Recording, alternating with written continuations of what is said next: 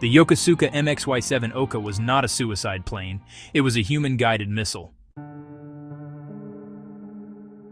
Unlike a kamikaze aircraft, the Ohka had no landing gear, no radio, and no way to return. Once launched, the pilot's only decision was which target to hit. The Americans called it the Baka Bomb, Japanese for fool. That name was propaganda.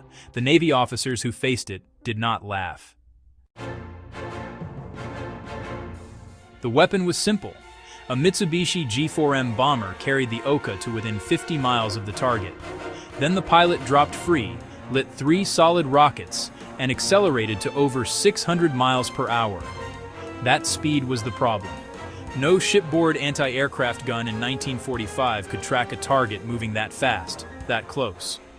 The only defense was to destroy the mother bomber before it launched. The Ohka was designed by Ensign Mitsuo Ota, a 24-year-old naval engineer who had never built an aircraft before. That lack of experience showed. Ota stripped away everything unnecessary. No flaps, no trim tabs, no electrical system. The pilot steered with 3 wooden rudder pedals and a single control stick. The rocket motor burned for 8 to 10 seconds. That was it. After that, the Ohka was a glider with a 1-ton bomb in the nose. Pilots had one chance to aim. Training for Ohka pilots took 2 weeks. That was not because the weapon was simple. It was because the Imperial Japanese Navy did not expect them to need more. The human limits were extreme. The Ohka's cockpit was designed for a man no taller than 5 feet 4 inches. Taller pilots simply could not fit. Once the canopy was closed, the pilot could not open it from inside. That was not a design flaw. It was intentional. It kept the pilot from second thoughts. The first combat mission came on March 21, 1945. 15 Bettys carried 15 Ohkas toward the U.S. fleet off Kyushu.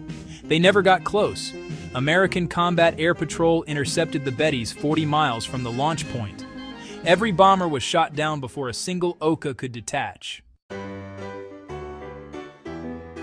That was the overlooked flaw.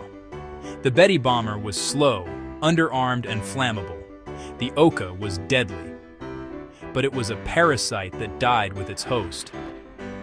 As a Japanese admiral wrote in his diary on April 1, 1945, "The Ohka cannot succeed if the enemy sees us coming." The Japanese Navy tried to fix the problem. A jet-powered Ohka followed, launched from caves rather than bombers. But the war ended before it saw combat. The first successful Ohka attack came on April 12, 1945. A Betty launched its missile 3 miles from the destroyer Manert El Abli. The Ohka struck the Abel amidships. The 1,200-kilogram warhead blew the destroyer in half. She sank in 12 minutes. 209 American sailors went down with her. Over the next 2 months, Ohka sank or damaged 8 more United States ships. Each success cost the Japanese 1 bomber, 1 Ohka, and 1 pilot. The real battle was not at sea, it was on the ground. The United States Navy shifted its bombing priority. First destroy the Bettys, then cover the fleet. By August of 1945, Japan had built over 800 Ohkas, fewer than 70 ever launched in combat. The rest were found in factories, caves, and forest hangars, waiting for bombers that, well, no longer existed. One pilot wrote to his mother saying, "I am going to become a bullet." Do not be sad. The bullet does not choose its target, it simply flies straight. The Ohka was primitive, but you know, its concept is now standard. A cheap, fast, one-way weapon that overwhelms defenses by sheer speed. Today, China's anti-ship ballistic missiles use the same logic. Fly high, dive fast, do not come back. The only difference is the price tag and the pilot.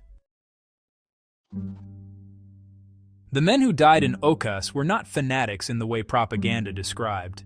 Most were university students. Many had never wanted to fly.